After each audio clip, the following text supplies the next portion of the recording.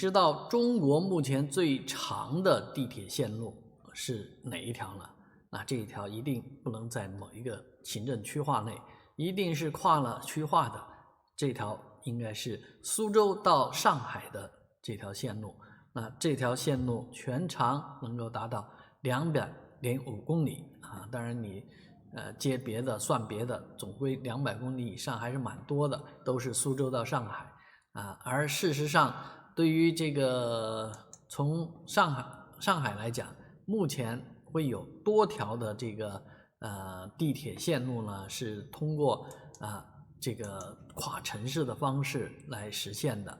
而这样的这个跨城相连呢，必然也将会让整个区域的出行呢得到方便。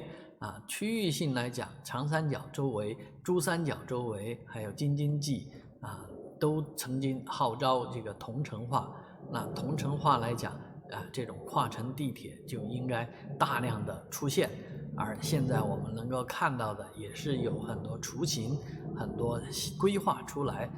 200公里的地铁线路其实真的不算特别的长，我们可能需要更多这样的跨区域、跨城市，让跨城通勤成为常态。